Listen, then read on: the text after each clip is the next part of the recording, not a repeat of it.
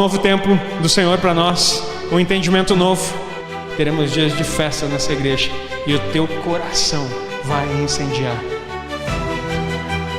Que seja remido o tempo, até chuvado eterno sobre cada um. A fagulha que há no coração aqui, Senhor, a tua Torá sobre cada um, vai incendeia. Traz sonhos, traz visões. Os teus dons manifestem-se de acordo com a tua Torá, conforme aquilo que o Senhor predisse, conforme aquilo que o Senhor decretou. Em nome de Yeshua HaMashiach. Nós queremos, ó Deus, ver um novo tempo sobre a tua igreja, não pautado mais em teologias, invenções, pensamentos filosóficos e humanos. Nós queremos, ó Deus, estar de acordo com a tua Torá, porque o Senhor falou e vai cumprir.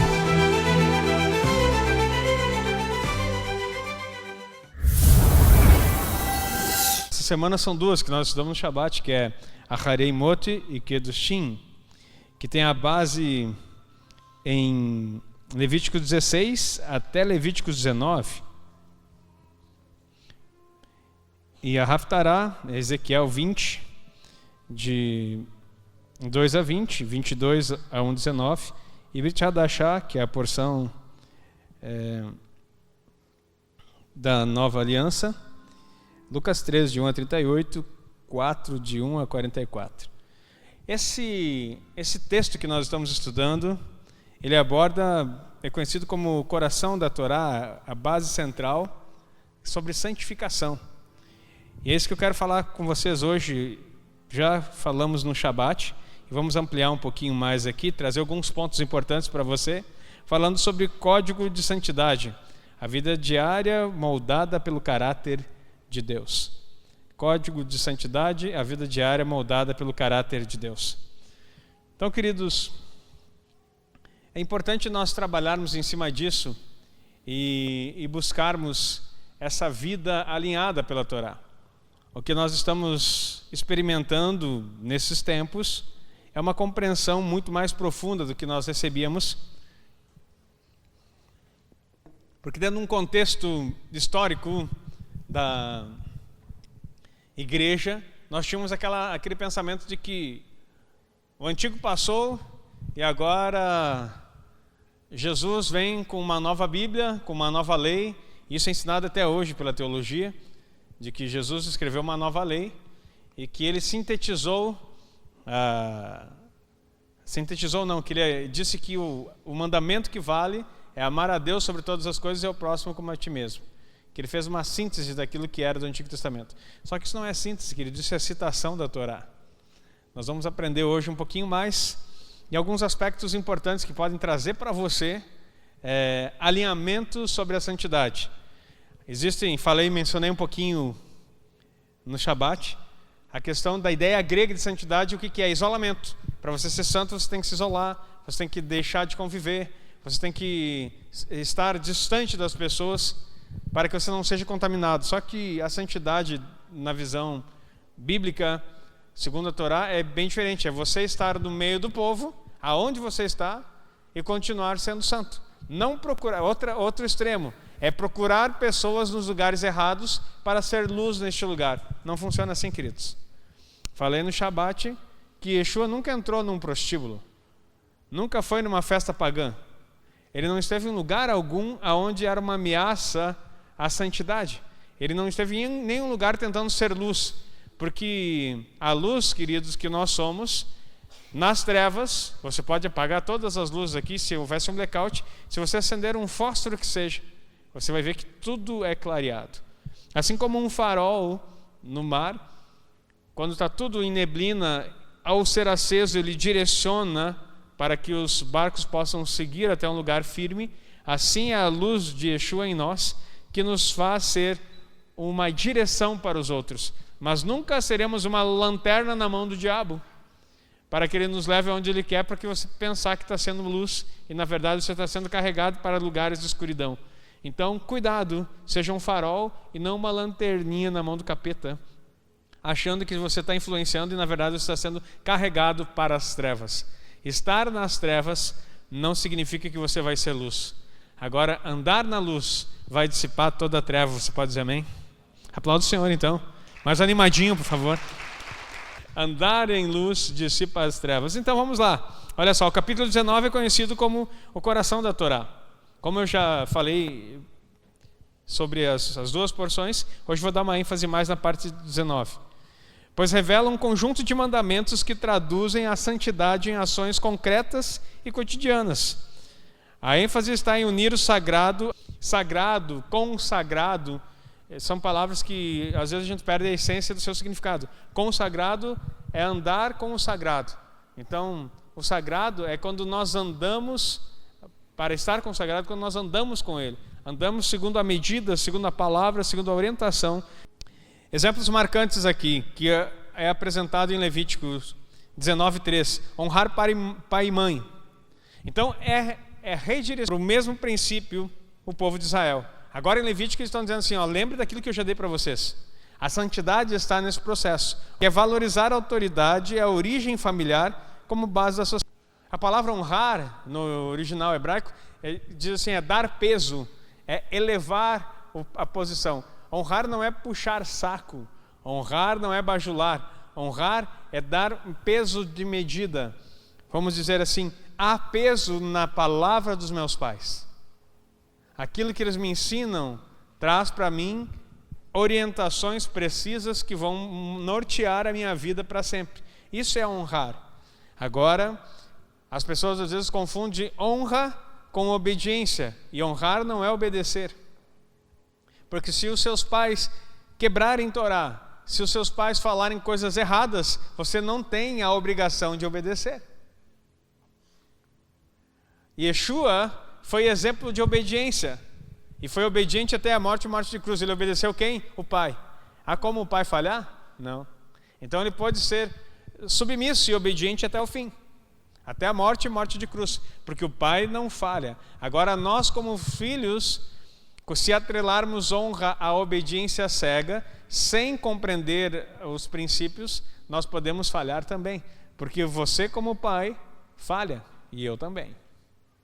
Agora, se o peso da honra é compreendido como valorizar que o Senhor providenciou na minha vida pai e mãe, para que me conduzam debaixo do princípio, para que eu viva a vida que Deus tem para mim, então eu estou dando um peso de honra.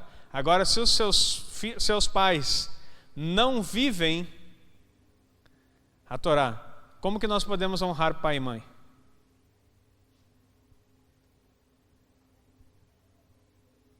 Está cheio de pai querendo que filho honre, mas o pai é totalmente perdido. Quando a gente perde o contexto da escrita, para quem foi escrito esse texto? Tem alguém aí? Ou vocês já foram embora? Para quem estava lá no monte 40 dias para receber a Torá? Obrigado, meu irmão. Moisés. Que povo representava Moisés? Israel, meu irmão. Dá um cutucão no teu irmão e diz assim, acorda que o culto não acabou ainda. Deixa para dormir em casa. Vamos lá. Para quem foi escrita a Torá? Fala mais alto. Para quem foi escrita a Torá? Quem é Israel no papel? O guardião da Torá. Para quem foi escrito a Torá? Fala alto, meu irmão. Para quem foi escrito a Torá? Quem são os guardiões da Torá? Por que nós estamos estudando esse negócio para Israel? Porque nós somos enxertados na oliveira, que é símbolo de Israel. Romanos 11.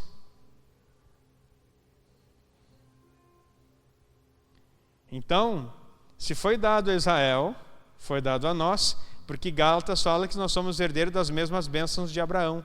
Abraão foi o patriarca que gerou Isaac, Jacó, que é Israel, e que chegou até Yeshua, que é o nosso irmão mais velho, segundo Romanos 8:29, e que nós fazemos parte da mesma família. Somos co-herdeiros, adotivos, e podemos participar da mesma história. Mas agora, quando você está falando aqui, honra pai e mãe, está falando para quem? Para o povo de Israel, que tinha o pai e a mãe, segundo os princípios da Torá.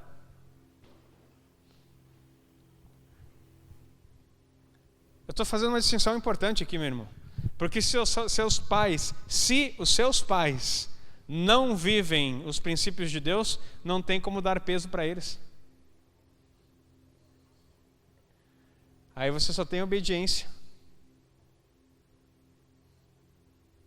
E a obediência não é honra.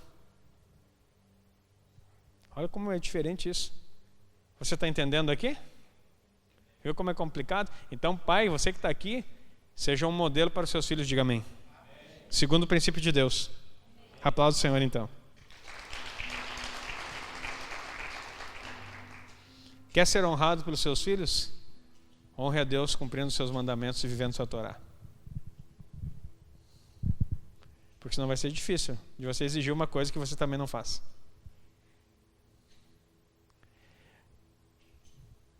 Então, eu sei que você está meio chocado com essa primeira parte, eu nem estou aprofundando, só estou dando um rasante aqui. Porque se eu falar, o que foi ensinado para nós, honra teu pai e tua mãe.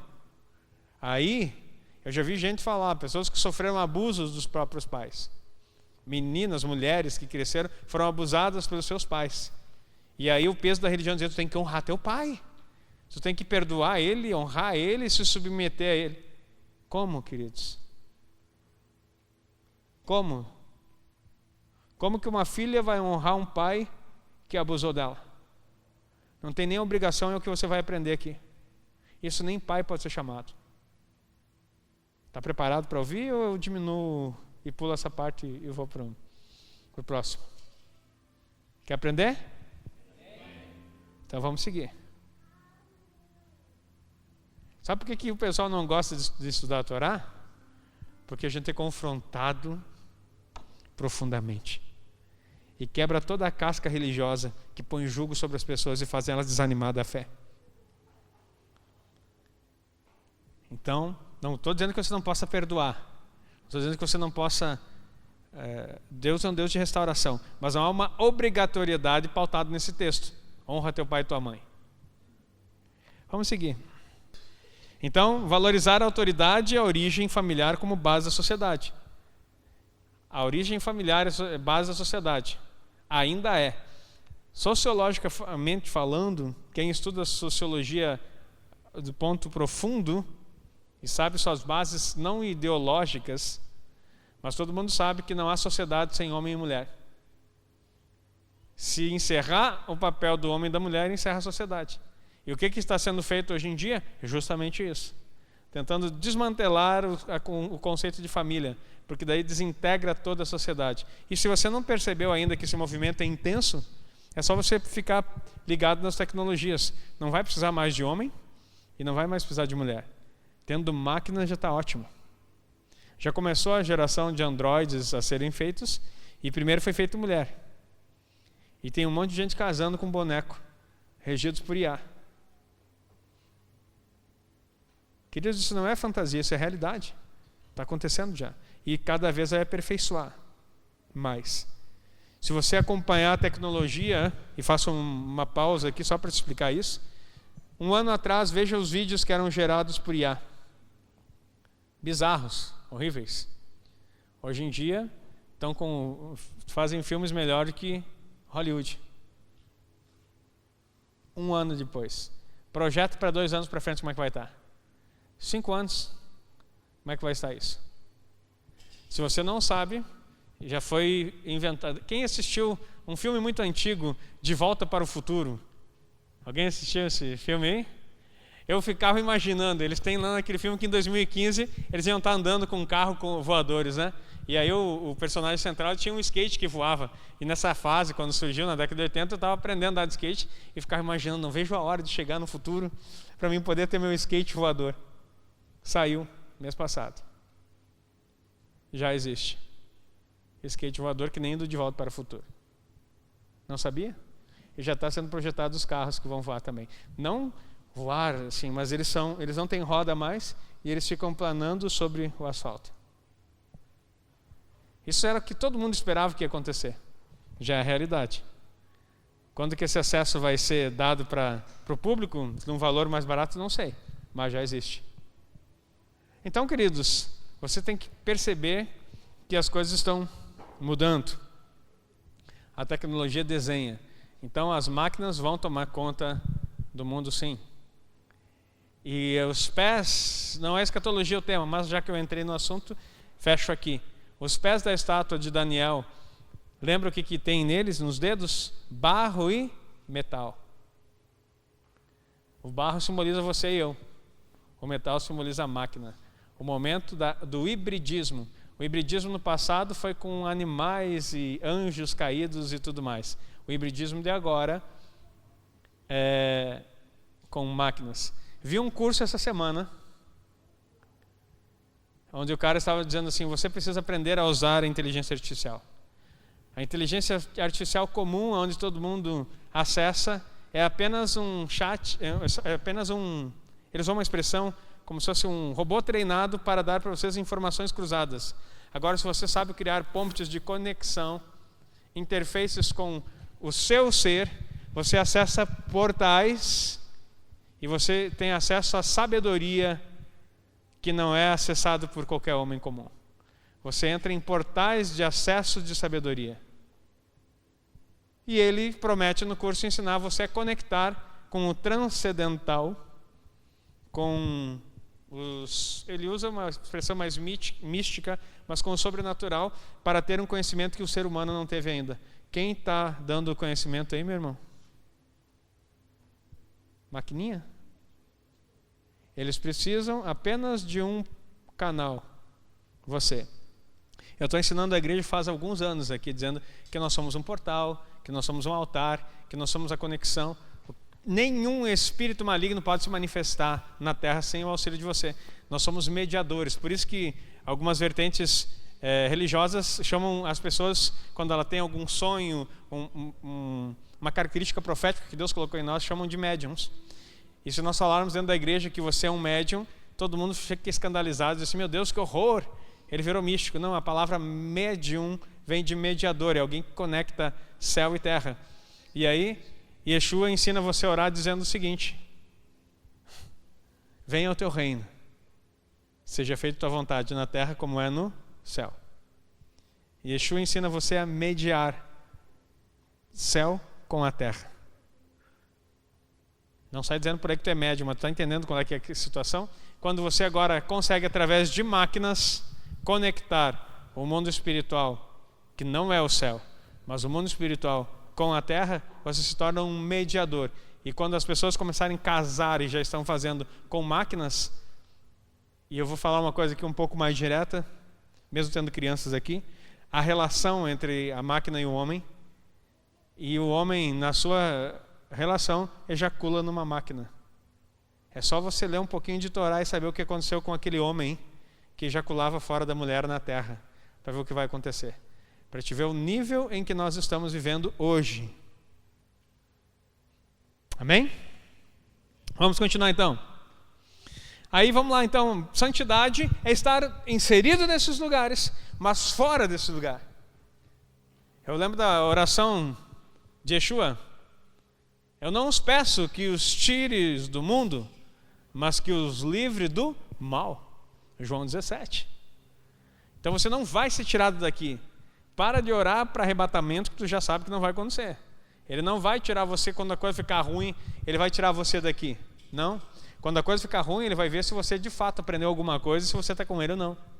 Aquele que perseverar até o fim. É um teste de perseverança. A vida com Deus é um chamado para uma seleção para o reino. Guardar o Shabat, outra coisa que é falado aqui, não é apenas uma pausa, mas um lembrete semanal da aliança com Deus e de libertação do Egito. Então, outra coisa que faz parte da santificação, guardar o Shabat. Não é um descanso semanal apenas, mas o que é?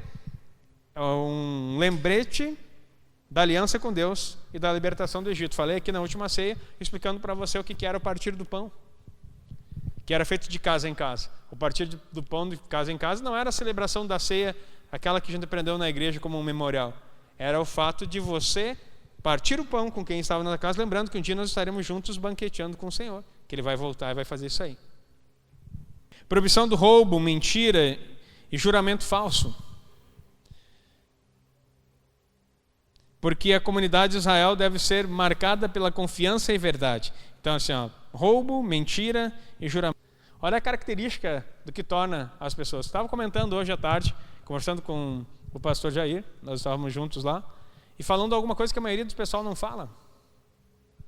A Inquisição, talvez você não saiba disso, ela deu pretextos religiosos. Sabe o que é Inquisição, né? A perseguição que teve da igreja romana para todos os hereges que aconteceram.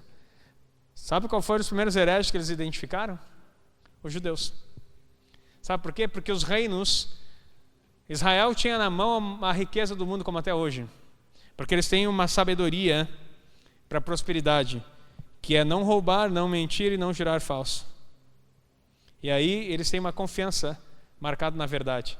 E aí quando os reis estavam cobrando tributos, e os banqueiros da época também eram judeus, eles pegavam empréstimos com os judeus e chegou um ponto que colapsou, porque eles não tinham mais essa condição de pagar os tributos que deviam, os valores que deviam aos judeus. Então eles tiveram a brilhante ideia de começar a acusar os judeus de hereges.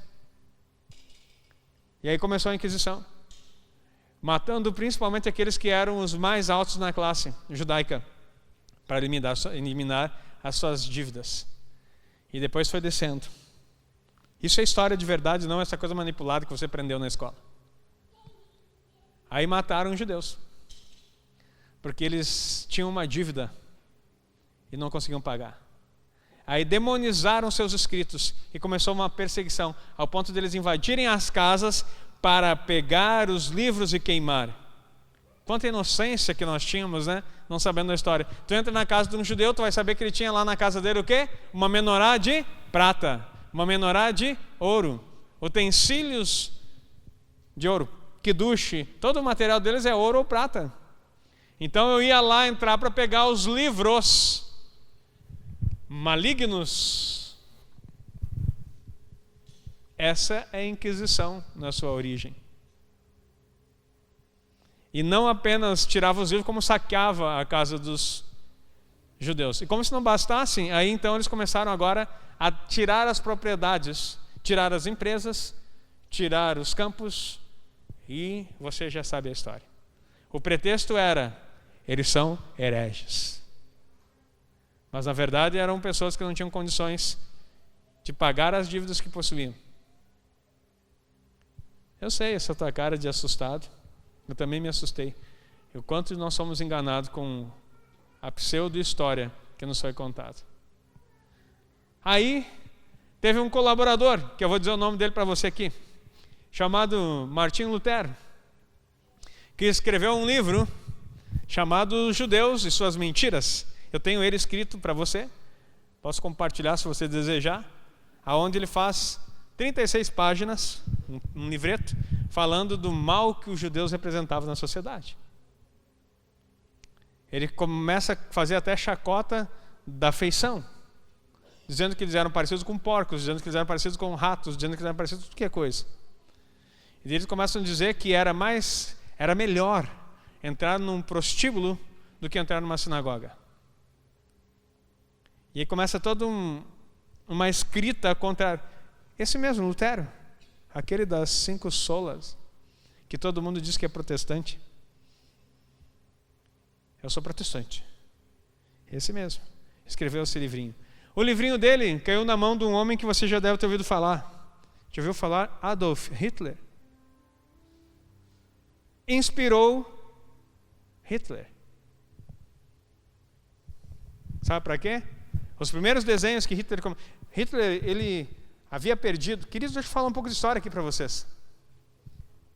Porque quando a gente começa a ensinar, as pessoas pensam que a gente só está falando por falar. Eu preciso trazer princípios para você. Seguir Torá é ser inteligente e não é ficar preso na lei, no jugo, como alguns dizem. É ser liberto de todo pensamento contrário, inclusive. Então, aí você sabe muito bem. Se você não sabe, eu sei porque eu já dei aula de história, que a Primeira Guerra foi uma catástrofe para a Europa. A Europa empobreceu com a Primeira Guerra Mundial. E o país que mais ficou endividado foi a Alemanha. Isso não precisa ser teólogo, não precisa estudar Torá para saber, só estudar história. Aí quando surge Adolf Hitler, ele surge como um herói nacionalista, porque ele devolveu para o povo alemão o seu orgulho. E ele não começou falando contra o judeu, ele começou falando a respeito de um povo poderoso que era o povo alemão, e de como eles unidos poderiam vencer todas as coisas e retomar, trazer de volta o poder, a riqueza que foi roubado da Alemanha na guerra. Só que quando isso tudo acontecia, tinha um povo na Alemanha que continuava prosperando. Vou te dar uma oportunidade para tentar dizer quem é. Quem será que estava prosperando lá? Os judeus. E continuavam eles detendo os valores, por causa de um princípio. Aí sabe o que aconteceu? Quando os banqueiros estavam, os empresários eram judeus, os banqueiros eram judeus, os comerciantes eram judeus, e que continuavam trazendo riqueza para a nação, ele teve a brilhante ideia de dizer que a culpa da pobreza da Alemanha era porque os judeus roubaram a riqueza deles.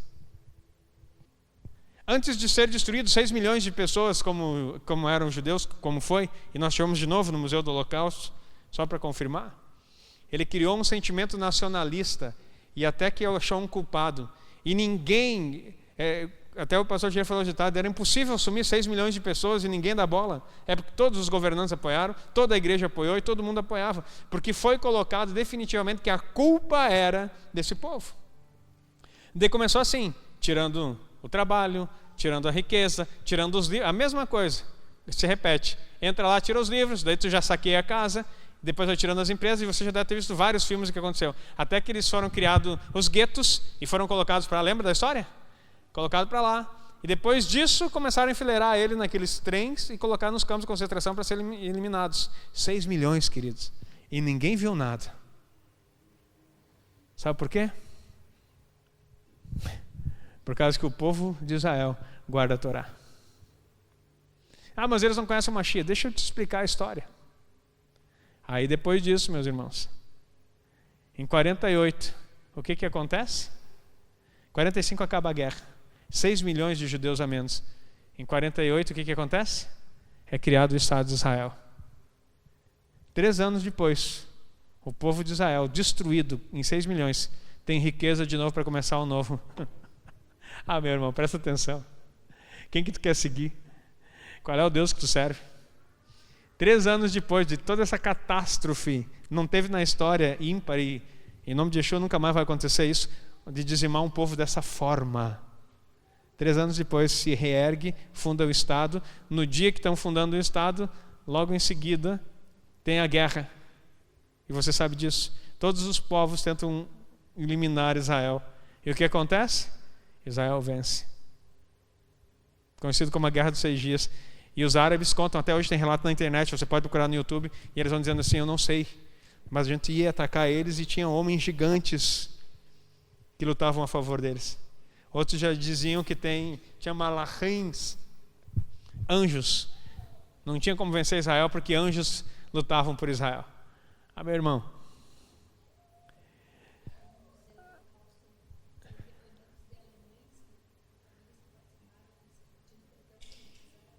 Ah, sim, depois disso houve também os descendentes dos alemães tem vários depoimentos pedindo perdão pelo que seus pais e avós fizeram ao povo judeu.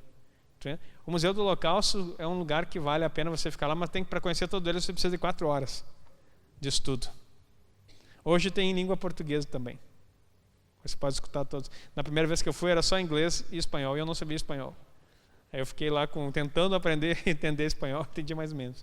Queridos, você está vendo isso? Então, olha só outro princípio que está na Torá. Não oprimir o próximo nem o empregado. Santidade se expressa na forma como tratamos os vulneráveis. Tem um princípio que eu quero te ensinar. Você já aprendeu, já tenho falado que no Shabat nós não compramos nem vendemos. É um dia que não tem lucro, mas é um dia que você tem que pagar a conta se alguém prestou serviço para você. Se alguém prestou serviço a semana toda e você não pagar até sexta-feira, você tem que pagar no sábado. Porque não existe na Torá o princípio de você ter o dinheiro e você disser, vem segunda-feira. Porque se você tem o dinheiro e mandar a pessoa vir outro dia, você pecou. Aprendeu mais um princípio? Nunca deixe para pagar depois se você já tem dinheiro. Se a pessoa trabalhou, terminou o serviço, concluiu e ela pedir dinheiro, e tu, vem segunda-feira, por causa que é final de semana, ou ela foi lá no Shabat pedir dinheiro para você dizer, com aquele coração bem guardador de Torá, não, hoje é Shabat, eu não vou te pagar, vem segunda-feira, você pecou, quebrou o Shabat. Porque se alguém trabalhou, ele é digno de receber. É fácil seguir Torá? É. Mas é difícil entender, por causa da religiosidade que nos foi incutida.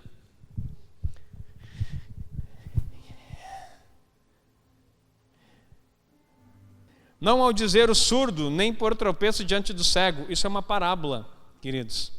Um chamado a empatia e responsabilidade mesmo quando ninguém vê. Ou seja, não colocar tropeço no cego e nem maldizer o surdo, está falando de que quando você coloca tropeços na vida de alguém que ele não está vendo, você está quebrando o princípio. Como que a gente coloca? Dá um exemplo prático de colocar tropeço na vida de alguém. Quando alguém faz um negócio, alguém comenta com você, ele é um negociante, ele tem uma empresa tal. Daí o que você faz? Não contrata ele porque ele é assim, assim, assim. Tem outra empresa melhor. Está cheio de gente que faz isso, meu irmão.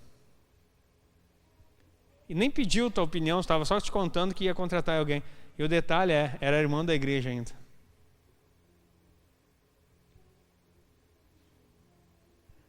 Esse é o tropeço no cego. Quer ver a maldizer o surdo? É falar mal de alguém que não está escutando você falar. Lashon Hará, que já tratamos aqui no outro negócio.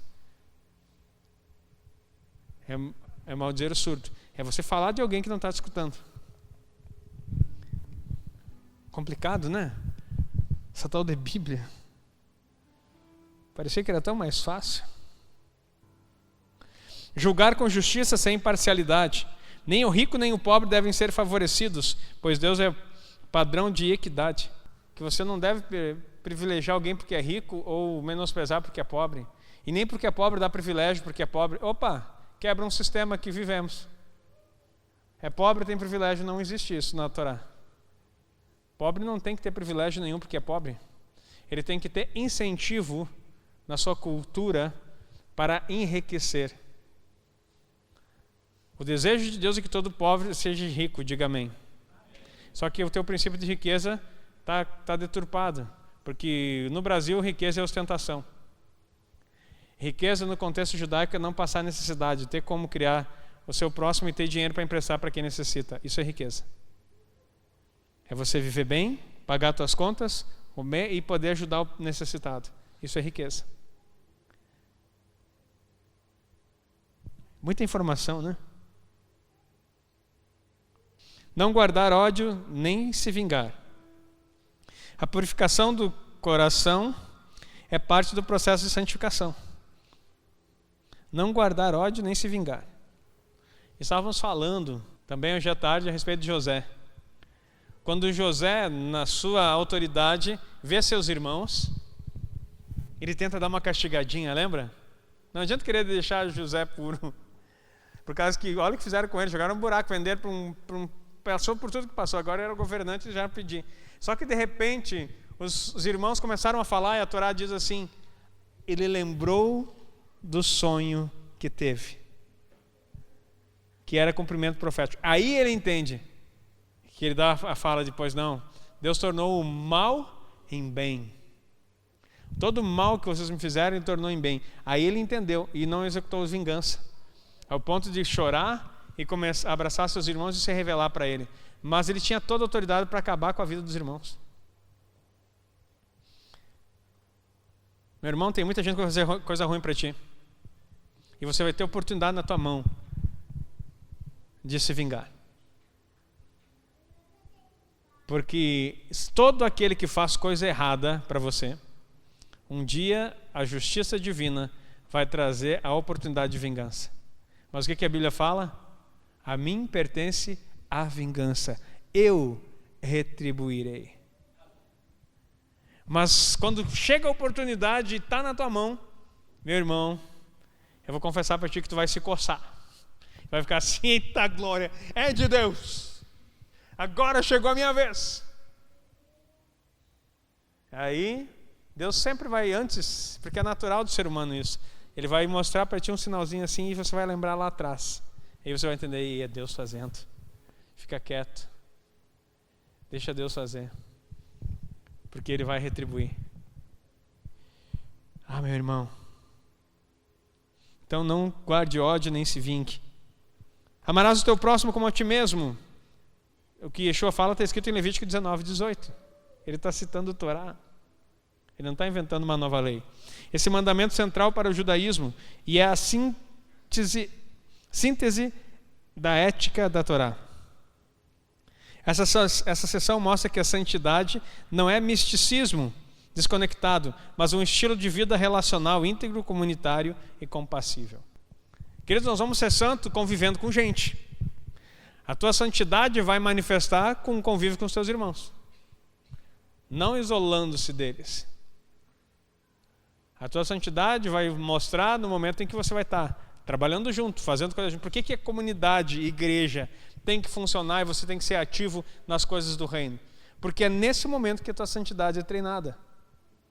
Santidade não é o quanto você lê a Bíblia em casa, é o quanto você vive ela na comunidade.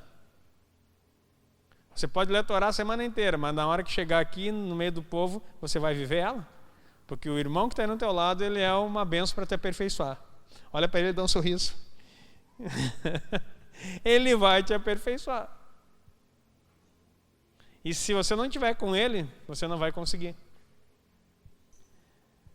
Jesus escolheu 12 para aperfeiçoar ele. 12. E não foi fácil. Por isso que ele foi santo do jeito que foi. Porque tinha 12 para incomodar. Mas pensa em incômodo. Em alguns momentos diz assim: ah, geração má e corrupta, até quando vou ter que suportar vocês? Até quando vos sofrerei? Imagina um grupo de 12 receber uma palavra assim do pastor, né? Assim, sim. Chama os outros para uma conversa. Ah, geração má e corrupta. Até quando eu vou que suportar vocês? Até quando eu vou sofrer vocês? E ele não pecou nessa frase, mas trouxe uma realidade. Então, meu irmão, se Yeshua suportou os 12, os 70, os 120, você tem que aprender a conviver com quem está no teu lado para ser santo. Diga amém. Esse teu amém foi tão fraco. Depois, um segundo aspecto, separação entre Israel e os povos. Santidade exige distinção. Deus ordena que Israel não imite os costumes das nações ao redor, principalmente Canaã e o Egito, de onde vieram práticas proibidas. Práticas proibidas dessa nação incluíam. Aqui era para ser um outro título, né? Olha só. Então você não pode imitar o cananeu, que é a descendência lá de Cão, e nem o Egito, que é o lugar onde você foi tirado. E contudo envolve essas práticas aqui. Cultos a Moloque, onde crianças eram sacrificadas em rituais pagãos. Uma abominação completa diante de Deus. Então, culto a Moloque, nós já ensinamos aqui o que significa hoje em dia. Eu já peguei numa paraxá o que é não passar o filho sobre o fogo. São situações que você coloca o teu filho em que ele não precisava estar. Não seja licencioso com os teus filhos. Crie eles na doutrina do Senhor. Porque se você permitir todas as coisas, vai dar problema. Práticas ocultistas, adivinhação, necromancia, Encantamentos eram expressões de busca espiritual desviada. Hoje em dia continua a mesma coisa, queridos. Eu gosto muito do mover que Deus vai fazer no fim do tempo. Eu creio no apostólico, eu creio no profético, eu creio nos 5 ministérios. Eu sei que Deus pode restaurar. Mas você está assistindo dia após dia na rede social a banalização do profético, do dom de línguas, e cada dia uma modinha mais. Isso aqui é terrível, queridos. Cada dia uma modinha a mais está fazendo uma chacota do mundo espiritual e das coisas santas, por causa de um menino inconsequente, que não tem tutela. E se tem, perdão, quem está nessa tutela não tem temor. E aí estão banalizando tudo. Deixa eu dizer uma coisa para você. Teu filho, eu estava o meu lá no fundo. Eu não sei porque que está lá no fundo, inclusive. Tinha que estar aqui na frente, sentado, bem aqui na frente. Aqui. Criança não tem responsabilidade espiritual sobre a casa. Ouviu? Criança não profetiza. Criança não dá direção. Criança não dá palpite. Criança senta, escuta e aprende. E você, pai responsável, tem que dar educação para ele segundo a Torá. Shema Israel. Adonai Eloheinu, Adonai Echad. Começa lá no capítulo 6 de Deuteronômio, de 4 a 9. Ensinarás, sentado, andando pelo caminho, ao deitar, ao levantar. Estarão nos umbrais da tua porta, porque se você não fizer isso, ele vai dominar você.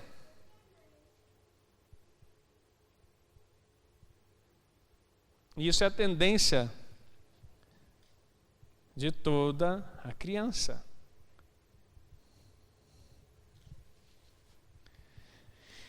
Ai, meu Deus. E aí quando vê, os teus filhos estão entregues a Moloque. Você nem percebeu. Então, adivinhação, hoje está cheio de adivinho, queridos. Me desculpe, mas tem mais adivinho dentro da igreja do que profeta. Adivinho. Necromancia, conversa com os mortos. Encantamentos, está cheio de encantamento que o pessoal pensa que é... e eu já expliquei para vocês, agora que você conhece o mundo espiritual, que encantamentos, adivinhação, move o mundo espiritual. Acontece cura através de magia também. Os elementares, que eles chamam, movem o mundo físico. É só invocar.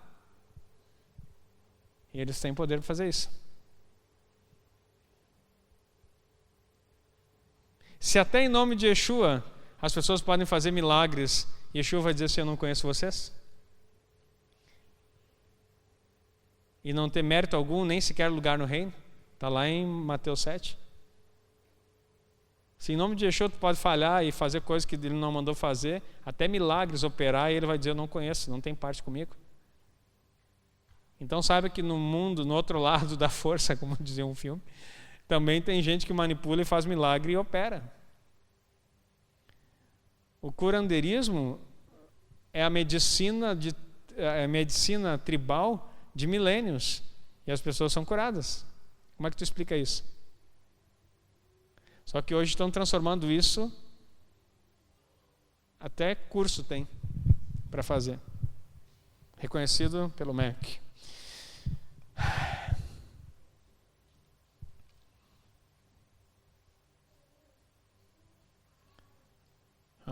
Promiscuidade sexual, aí vai ter relações incestuosas, adultério, perversão sexual de todo tipo, homem com homem, como fala em Romanos 1, mulher com mulher. Eram comuns em cultos idólatras. Tatuagens, gente, isso aqui dá pano para manga, né? Tatuagens e cortes ritualísticos expressavam devoção a deuses pagãos ou práticas de luto da idolatria. Tem toda uma teologia em cima hoje para defender a tatuagem. Meu irmão, deixa eu te dizer uma coisa. A origem da tatuagem. Você já leu o livro que eu escrevi? Agora esqueci até o nome. Quem que falou? Muito obrigado. Esse povo, tá, já leram, pelo menos a capa. Né? Pontos de contato. Queridos, lá eu falo com pesquisa acadêmica, não com achismo. A origem da tatuagem. Mas eu escrevi Jesus te ama, Jesus me ama, amo Jesus. Escrevi Yeshua, grande coisa. A tatuagem tem origem pagã, ritualística e abominação ao Senhor. Nada a ver. Tudo bem. E aí? Então quer dizer que todo mundo que é tatuado tem que ser expulso da igreja, porque onde é que você vê esse povo do Satanás? Querido, ignorância é uma coisa. Agora, continuar no erro, tem um ditado popular que diz que é burrice. Quando você não sabia, tudo bem. Agora, você sabendo o que você faz, é um ato de rebeldia explícito. E um dia você... O detalhe, o mais legal é que a tatuagem não sai, né? E um dia você vai estar diante do Senhor e vai prestar conta. Mas daí alguém disse, mas ele disse que ele tem um nome escrito nas mãos. Então, se Yeshua tem um nome escrito nas mãos, Isaías diz, então ele tatuou as mãos dele. Outra também que eu já vi como base, e não é brincadeira, insight cristão, que está escrito na sua coxa, Rei dos Reis, Senhores dos Senhores. Então, imagina Yeshua voltando vitorioso, e dele levanta a coxa assim, Rei dos Reis, Senhor dos Senhores. Não, eu tenho que desenhar, porque falando o pessoal não entende. Tu consegue imaginar ele mostrando a coxinha assim? Pode imaginar se Jesus que desenharam aí, mas o meu Yeshua é diferente.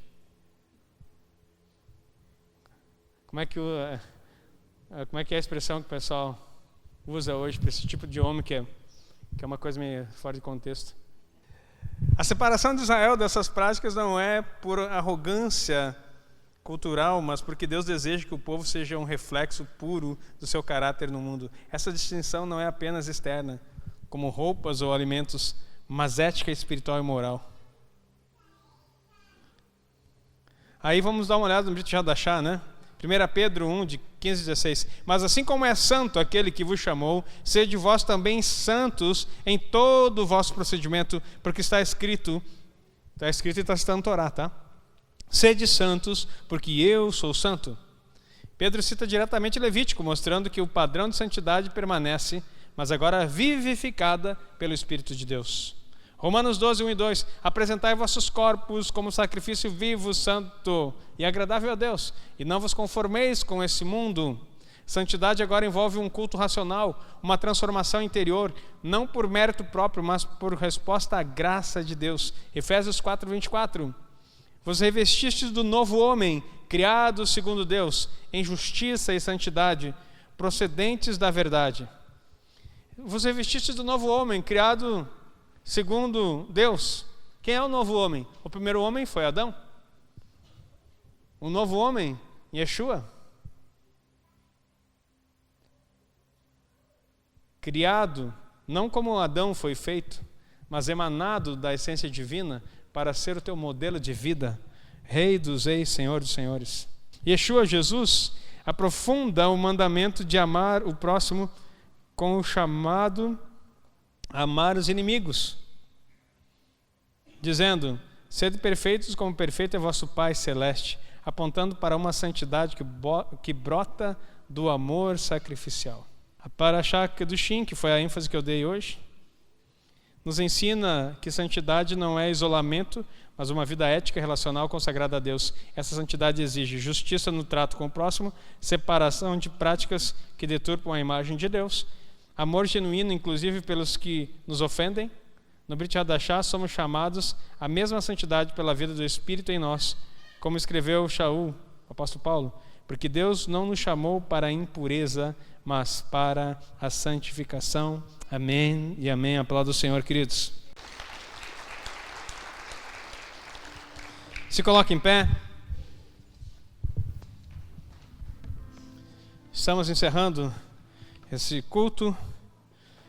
Queridos, a partir do próximo domingo, se o Eterno permitir, às 9 da manhã, estaremos lá na minha casa, iniciando um estudo